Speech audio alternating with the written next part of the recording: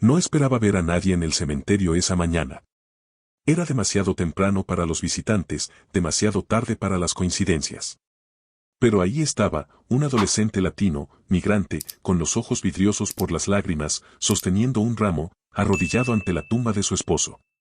Margaret se quedó paralizada, con el corazón latiendo más rápido de lo que quería admitir. ¿Quién es este chico, y por qué parece más destrozado que yo?, pensó. Lo que comenzó como un encuentro incómodo pronto deshilacharía todo lo que creía saber sobre el hombre con el que había compartido 42 años de su vida. Y lo más sorprendente, ese chico no solo pertenecía a ese lugar. Puede que conociera a su esposo mejor que ella. Antes de sumergirnos en esta historia inolvidable, cada semana compartimos historias que de otro modo no se contarían.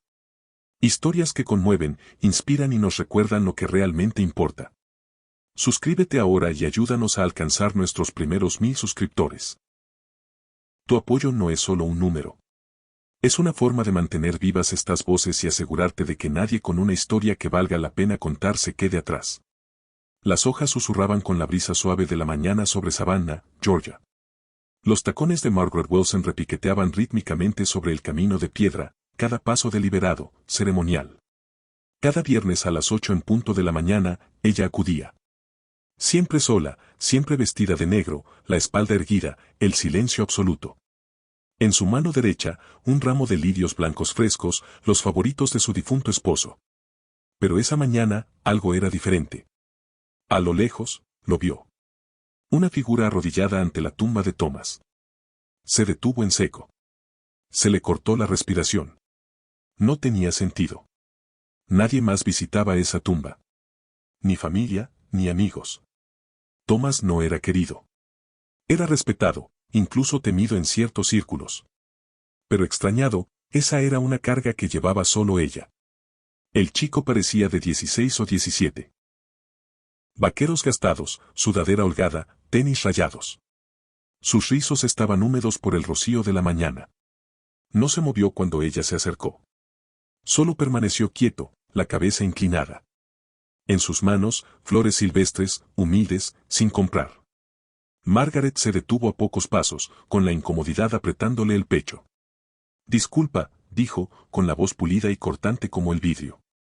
Estás en la tumba equivocada. El chico levantó la vista, tenía los ojos húmedos. Red, él me ayudó, dijo en voz baja.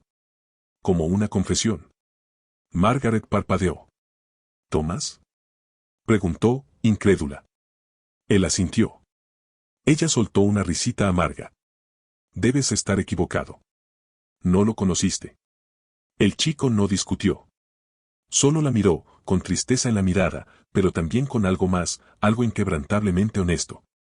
Se puso de pie, se sacudió los vaqueros y, con simple calma, dijo. Era más de lo que crees. Luego se fue, dejando las flores silvestres con suavidad sobre la lápida. Margaret quedó inmóvil. Su implacable ramo temblaba en su mano. ¿Quién era ese chico, y cómo lo sabía? Margaret despertó antes del amanecer. Cuando abrió los ojos, el reloj marcaba las 4:17 de la mañana, y ella se quedó mirando el techo como si ahí estuvieran las respuestas. No podía sacarse de la cabeza su rostro. Ese chico, su voz, esas palabras, era más de lo que crees. Resonaban como un desafío. Se levantó con una tensión en el pecho, como si algo estuviera fuera de lugar. Y lo estaba. Preparó café, abrió de un tirón las cortinas y se sentó en el sillón de cuero de su difunto esposo, en la biblioteca. Todo en esa habitación aún olía a Thomas, madera vieja, puros, poder. Abrió uno de los álbumes familiares, cenas de gala, viajes a viñedos, recaudaciones en el club. Foto tras foto de una vida pulida y compuesta. Pero ahora todo se veía hueco. Su esposo siempre había sido sereno, generoso en público, leal en casa. Ella creía conocer cada centímetro de él. Sin embargo, la presencia de aquel chico le abrió una grieta. Un rincón de su mente que había sellado. Más tarde ese día, incapaz de soltar la inquietud, volvió al cementerio, esperando, quizá necesitando, ver al chico de nuevo. Pero él no estaba. La tumba permanecía quieta, solitaria, salvo por las flores, las silvestres, ya secándose, rizadas en los bordes. No las retiró. No pudo. Esa noche, hizo una llamada. George, dijo al abogado de la familia. Necesito saber si Thomas hizo alguna donación anónima. Discreta, no a través de la fundación. Una pausa en la línea.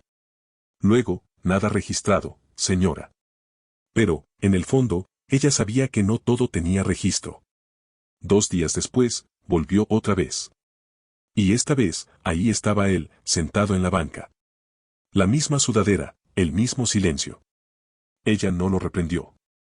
Al principio, ni siquiera habló. Se sentó a su lado. Ni demasiado cerca, ni demasiado lejos. Volviste, dijo él sin mirarla. No me gustan las preguntas sin respuesta, contestó ella. Él cerró su cuaderno con calma. Entonces pregúntame lo que de verdad quieres saber. Ella lo miró, severa, a la defensiva. ¿Quién eres y qué quisiste decir con te ayudó? El chico inhaló hondo, con la mirada firme. Me llamo Mateo, dijo, llegué a este país hace poco, y su esposo fue el primer hombre blanco que creyó en mí. Esa noche, Margaret se sentó al borde de la cama, envuelta en el pesado silencio de su recámara principal. El nombre Mateo resonaba en ella como una nota desafinada en una canción que creía saberse de memoria. Fue el primer hombre blanco que creyó en mí. Quería descartarlo. Quería decirse que era una tontería. Pero la forma en que Mateo lo dijo no había sido dramática ni manipuladora. Había sido verdad. Se levantó y caminó despacio hasta el closet. Escondida tras pañuelos y cajas de diseñador había una pequeña caja fuerte, una que Thomas no dejaba que nadie tocara. La clave era la fecha de su boda. Dentro, documentos, fotos, cartas. Los hojeó rápido, buscando un secreto, un escándalo, cualquier cosa que explicara al chico, las palabras, la mirada en los ojos de Thomas que ella nunca había visto. No había escándalo. Había señales. Una carta mecanografiada de una escuela pública agradeciendo a un donante anónimo por mantener vivo el programa de tutoría. Una nota manuscrita de un tal de Franklin agradeciendo al señor Wilson por ayudarlo a permanecer en la universidad. Un folleto arrugado de un grupo de mentoría juvenil con el nombre de Thomas garabateado al final como patrocinador silencioso. Margaret dio un paso atrás, con la respiración atrapada en el pecho. ¿Por qué no se lo había dicho? Estuvieron casados 42 años.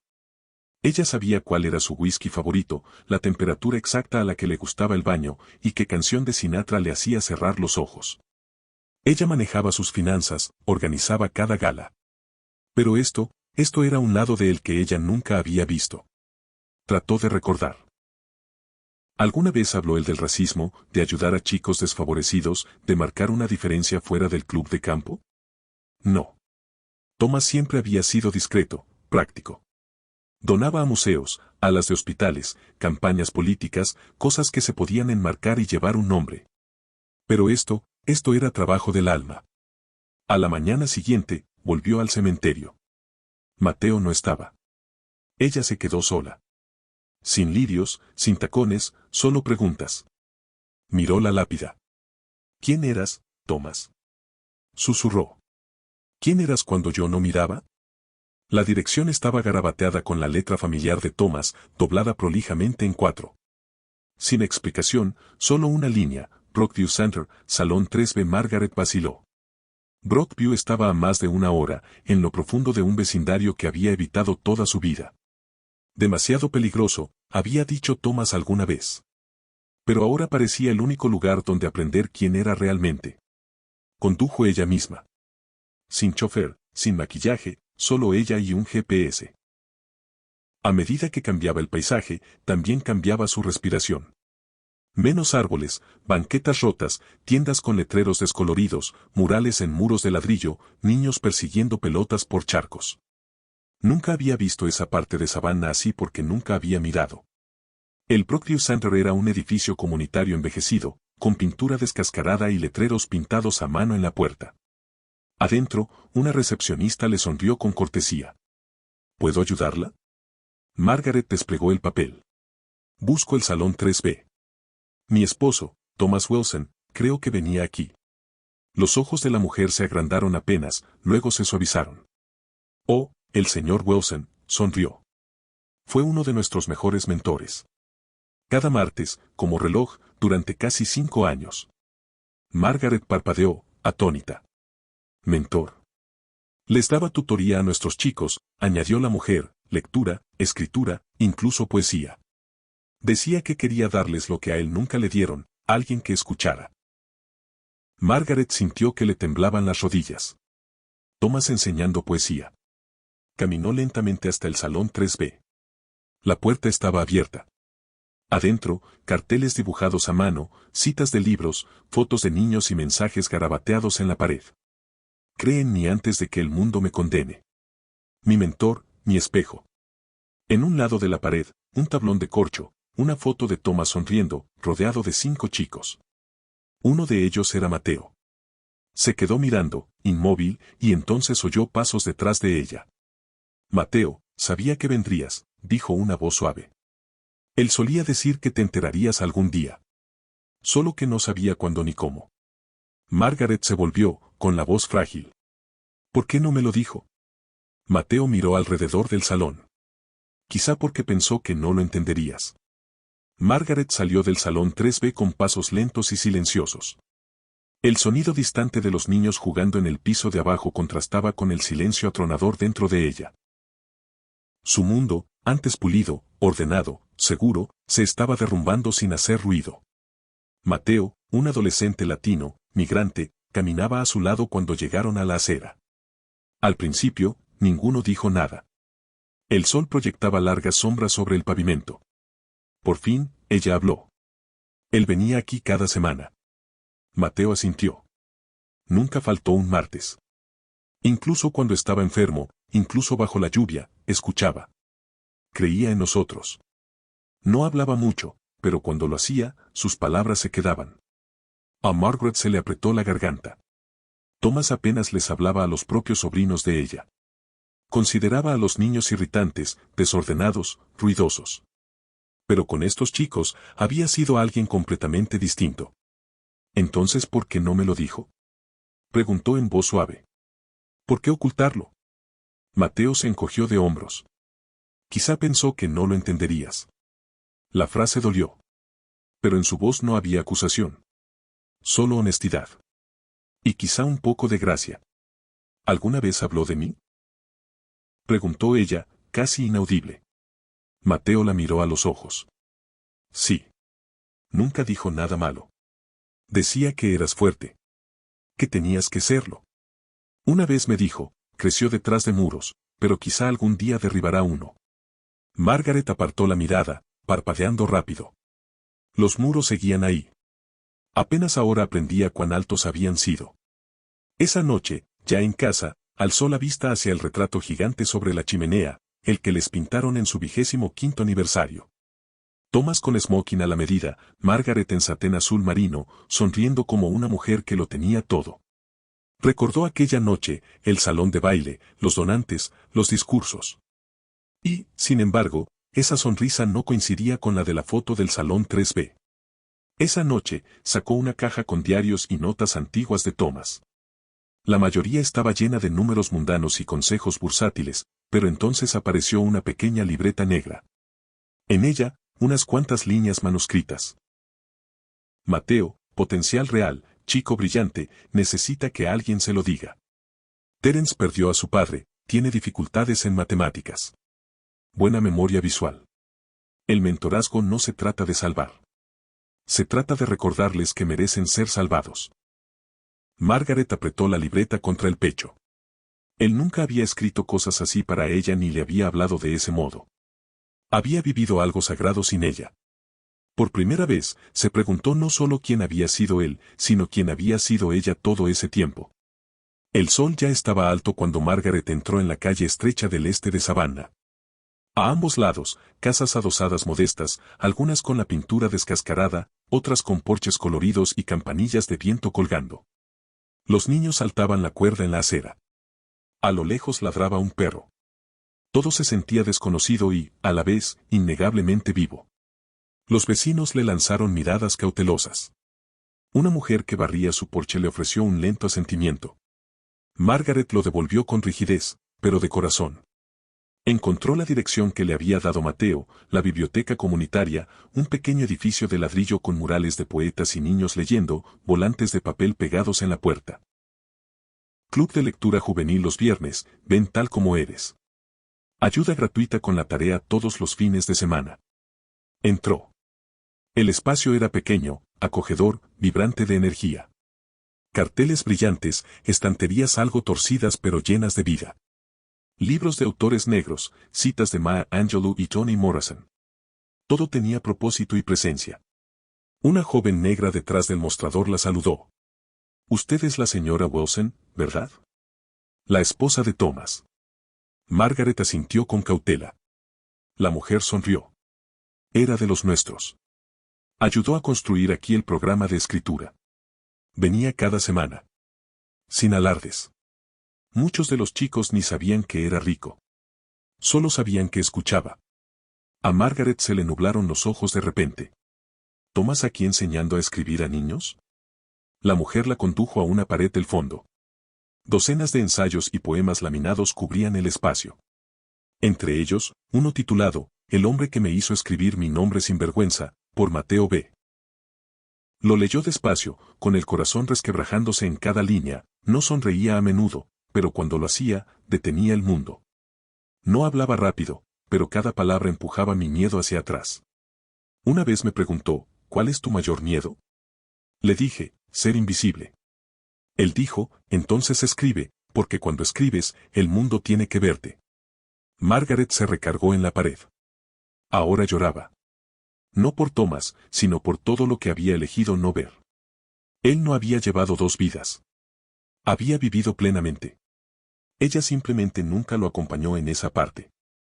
La mansión de los Wilson nunca se había sentido tan grande y, a la vez, tan dolorosamente vacía. Margaret entró sin encender las luces. Sus pasos resonaron sobre la madera como una confesión lenta y vacilante. Subió las escaleras como si cada peldaño preguntara, ¿por qué tardaste tanto? Arriba, se sentó frente al tocador de su habitación. Se miró al espejo. ¿Quién fui para él? Susurró, sin esperar respuesta. En sus ojos, no solo tristeza, no solo confusión, vergüenza, una vergüenza más honda que el duelo. Creía haber sido una buena esposa, solidaria, leal, presente. Pero ahora veía la verdad.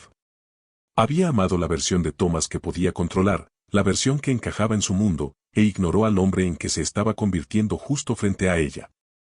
Porque él eligió un camino que no incluía grandes cenas, subastas silenciosas ni galas benéficas. Eligió a las personas. Se puso de pie y fue al closet, sacando una caja que no había tocado en años, dentro, un cuaderno suyo. Solía escribir diario en los primeros años de matrimonio, luego dejó de hacerlo cuando el silencio se volvió más cómodo que las preguntas.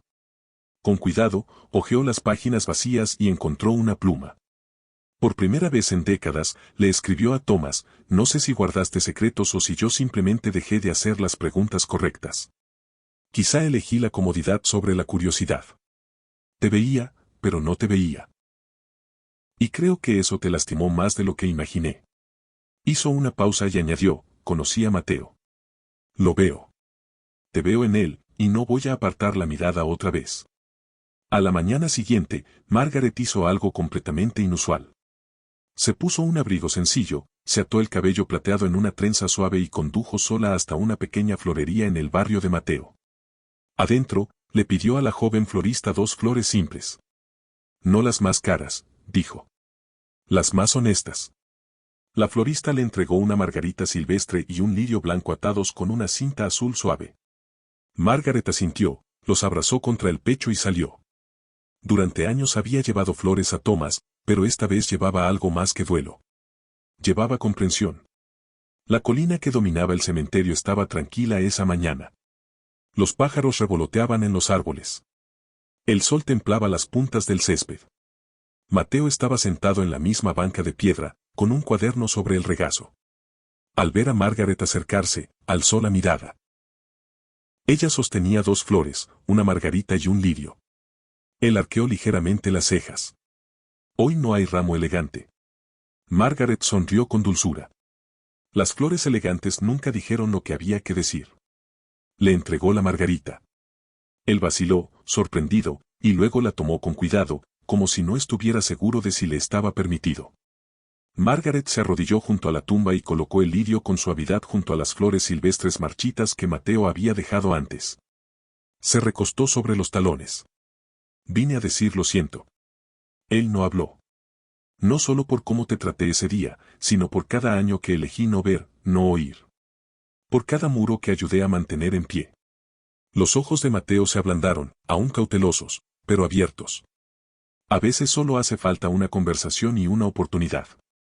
Margaret asintió, con los ojos húmedos. ¿Tomarías té conmigo? Él pestañeó. Té.